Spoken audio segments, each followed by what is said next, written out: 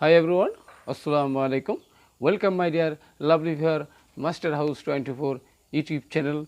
I am Mohammad Mukhtar Hussain, English teacher, Muhammad Ali Academy. তোমাদের জন্য অত্যন্ত গুরুত্বপূর্ণ বিষয় নিয়ে আজকে আলোচনা করব। সেটি how to use suffix and prefix in box part 2. আমরা গতকাল একটি ক্লাস দিয়েছিলাম, সেটা সাফিক্স প্রিফিক্সের মধ্যে। আর আজকে আমাদের দ্বিতীয় পার্ট, যেটা আমাদের সাফিক্স প্রিফিক্স সম্পর্কেই তোমাদের জন্য আরেকটু নতুন করে আরেকটা ভিডিও দিচ্ছি। কারণ তোমরা বলেছো বন্ধুরা যে এই সাফিক্স প্রিফিক্স ব্যবহার করা আমাদের কাছে অনেক কঠিন মনে হয়। আর আজকের ভিডিও যদি তোমরা পাস করো তাহলে অবশ্যই তোমরা খুব সহজেই তোমাদের সাফিক্স প্রিফিক্সের ধারণাটি ক্লিয়ারলি তোমাদের যে কোনো এক্সামিনেশন আর যে কোনো পরীক্ষায় তোমরা সুন্দরভাবে অ্যাপ্লাই করতে পারবে। আর আমার ভিডিওটি অবশ্যই ওয়াচ করবে। আর সেই সাথে আমার যদি নতুন হয়ে থাকো তাহলে আমার চ্যানেলটি অবশ্যই সাবস্ক্রাইব করবে। কেন, যখন আমি তোমাদের জন্য নতুন ভিডিও দেবো তোমাদের মোবাইল, ল্যাপটপ, কম্পিউটারে নোটিফিকেশন পেয়ে যাবে। আশা করি তোমরা অবশ্যই সাবস্ক্রাইব করবে। তাহলে বেশি কথা না বলে চলো আজকে আমাদের মূল পর্বে আমরা চলে যাব। সেই সাথে আমরা অবশ্যই তোমরা যারা খাতা এবং কলম নিয়ে আমার সাথে লিখে রাখবে, কেন, যাতে নিয়মটা তোমাদের বাস্তব জীবনে সুন্দরভাবে অ্যাপ্লাই করে সাকসেসফুল হতে পারো। No more talk, now start, go to your white board, try to understand. Okay বন্ধুরা, আজকের ভিডিও থেকে আমরা জানতে পারবো how to use suffix and prefix in the boxes part 2। এবং এই এখানে গ্যাপের মধ্যে, বক্সের মধ্যে যে শব্দগুলো রয়েছে, এই শব্দগুলো আমরা কীভাবে আমরা ব্যবহার করতে পারবো আজকের ভিডিও থেকে জানতে পারবো। সেটি কী জানতে পারবো, সেটি আমরা জানতে পারবো প্রিপোজিশনের পরে ভার্বের কী অবস্থা কী পরিবর্তন হতে পারে। তারপরে আমরা এখানে অ্যাডজেক্টিভ, ভার, অ্যাডভার্ব হিসেবে আমরা এই সাফিক্স প্রিফিক্সে কীভাবে আমরা ইউজ করব সে বিষয়টিও জানতে পারবো। আরও জানতে পারবো সেই সাথে যে আমরা অর্থাৎ পসেসিভ কেসের পরে অর্থাৎ একটি ওয়ার্ডে কী পরিবর্তন হয় সেই বিষয়টি আমাদের ভিডিও থেকে জানব। ওকে, তাহলে আমরা সবাই লেখা শুরু করব, আমার সাথে পরিবর্তন করবে এবং বোঝার চেষ্টা করবা। Okay, very very important lesson for you. তাহলে আমরা প্রথমে দেখি পাচ্ছি বন্ধুরা, টু আছে এখানে, রিস মানে আমরা জানি ধ্বনি। তাহলে টুর পরে ভার হিসেবে শব্দটি আমরা কিভাবে চেঞ্জ করতে পারবো। তাহলে টু রিচ ইওর ভোকাবুলারি, তাহলে তোমার ভোকাবুলারি অর্থাৎ শব্দ ভাণ্ডার বাড়াতে হলে তোমাদের কি করতে হবে। তাহলে এখানে রিচ আছে, তাহলে রিচের পরিবর্তে আমরা জানি বন্ধুরা ইনরিচ মানে কি, সমৃদ্ধ করা। ওকে, সমৃদ্ধশালী করা। তাহলে I hope you understand my deer.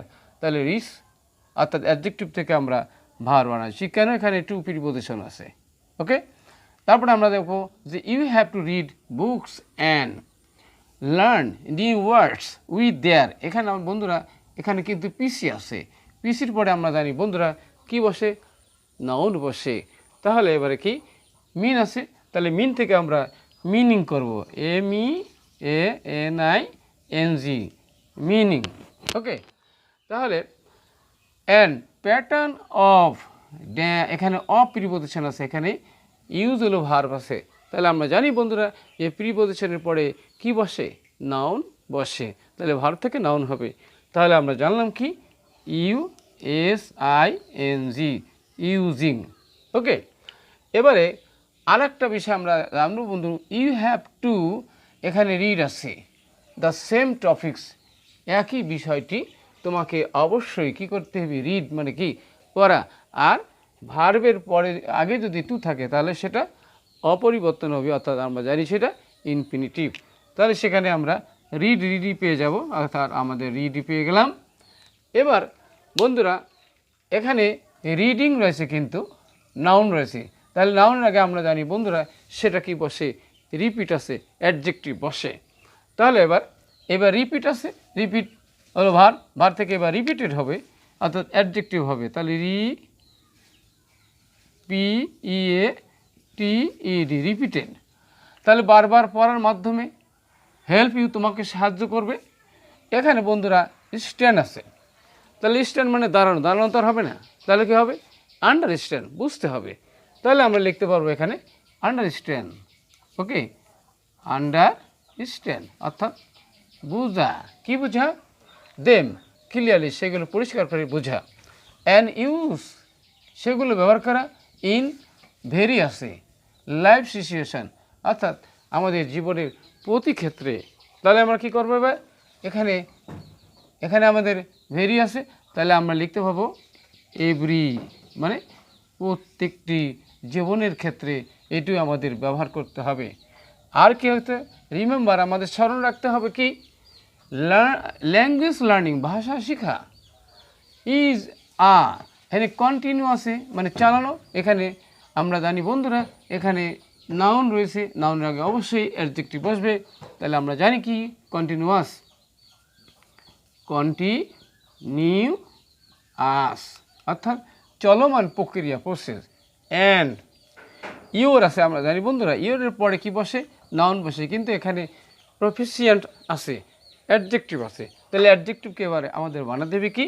Noun বানাতে হবে। কী হবে তাহলে? প্রফেন্সি, PROFICENCY, প্রফেন্সি অর্থাৎ দক্ষতা বাড়াতে হবে।